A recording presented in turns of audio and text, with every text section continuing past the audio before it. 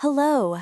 We're excited to show you where you can direct a voice, create realistic dialogue, and so much more. Edit these placeholders to get started. The rain was relentless that morning, hammering the city streets as Robert's car skidded on a curve, crashing into a supermarket. They said the brakes failed. He was gone quickly, the doctor assured me, as if a swift death was a kindness he deserved. I wasn't so sure. After 40 years of marriage, I thought our bond, though not a fairy tale, was solid, like an old house weathered by storms but still standing. I had given up my career as a financial consultant to tend to our home, believing Robert's promise, "I'll take care of you." I thought it was love. I was wrong. At Robert's funeral, I stood at the chapel entrance, wearing his favorite charcoal gray wool coat, greeting guests with a practiced smile. The wind bit at my fingers, but I kept up the facade Robert always cared so much about: appearances, dignity, order. Our son, Daniel, 33, a back-end engineer, took the podium in a sharp, dark suit. His voice was steady as he read a tribute to his father.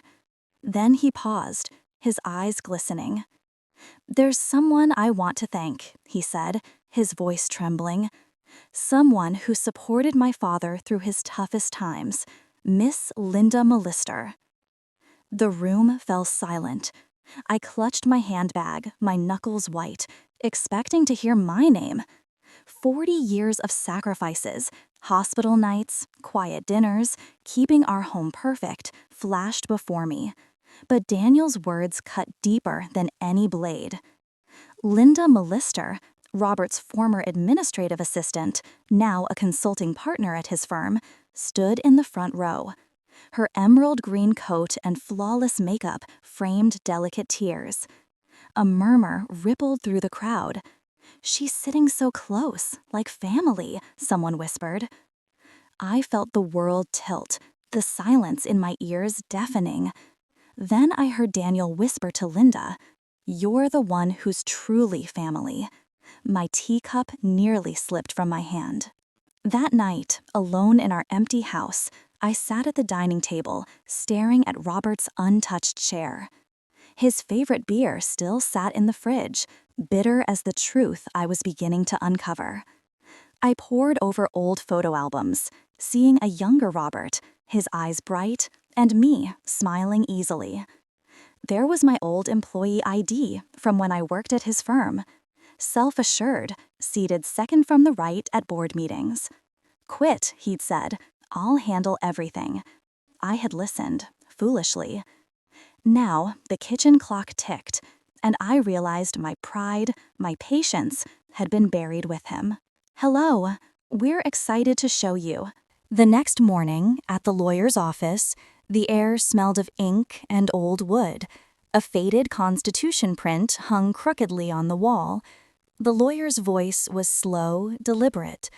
Pursuant to Robert's will, signed 3 years ago, the majority of his assets, the Somerville residence, the Nantucket vacation home, and his accounts, go to Linda Mellister.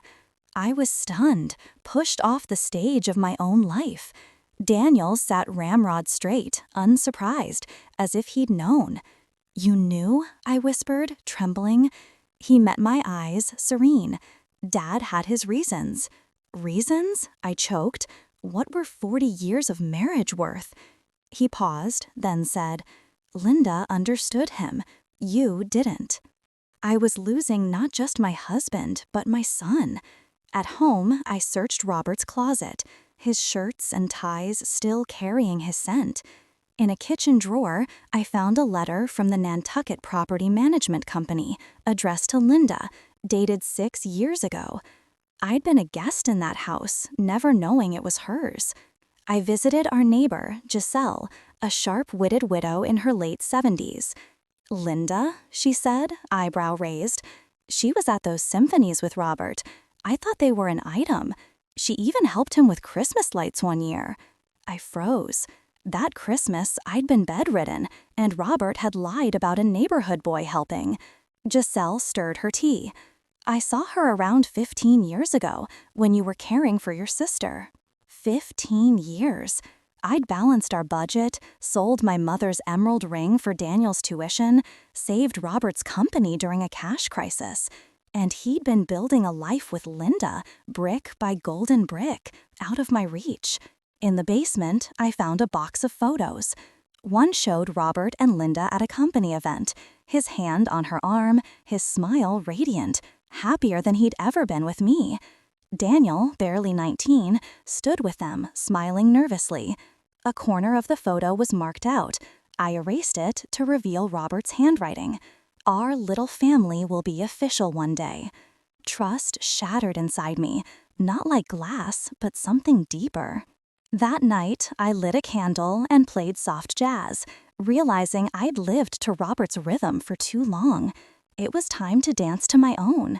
But the betrayal deepened. At a cafe meeting, Daniel, in a stiff trench coat, confronted me. "Why did you send Linda a legal notice?" he asked. "She didn't hurt you. Dad gave her the money." I stared at my son, the boy I'd held through asthma attacks, defended from bullies, comforted through heartbreak. "I gave up everything for this family," I said. "Your father deceived me." Daniel frowned. "Dad said his happiest years were with Linda. She didn't criticize him like you did." His words stung. "You're too traditional, Mom. Sacrifices aren't a virtue. You were too strong." Too strong. I'd cooked through fevers, smiled through Robert's silences. I slid a photo across the table, Daniel at 2, clinging to me at the beach. "You knew where safety was then," I said. He looked away, silent. I stood, my voice firm. I was too strong, and now that strength is for me. I walked into the rain, the drops hitting my windshield like a silent orchestra. I'd lost my husband, my son, my family, but I could no longer wait for someone to define me. I became a woman on a mission. Linda's Facebook revealed a curated life. Robert eating her lemon pie, toasting her at Christmas, Daniel by her side. She hadn't just slipped into my life, she'd planned to replace me. I called Ruth, a former colleague from Robert's firm, now semi-retired. "I suspect Robert used company funds to buy properties for Linda," I said. Ruth didn't hesitate. "You're exposing fraud, Maggie." At the library, I found records of a Somerville villa in Linda's name, bought during a company housing project Robert oversaw. I'd visited that house, joking he'd take me next time. He hadn't. At Ruth's bungalow, she showed me archived records. 3 payments to a shell company, Quinte Consulting LLC, tied to Linda, $50,000 during my surgery recovery.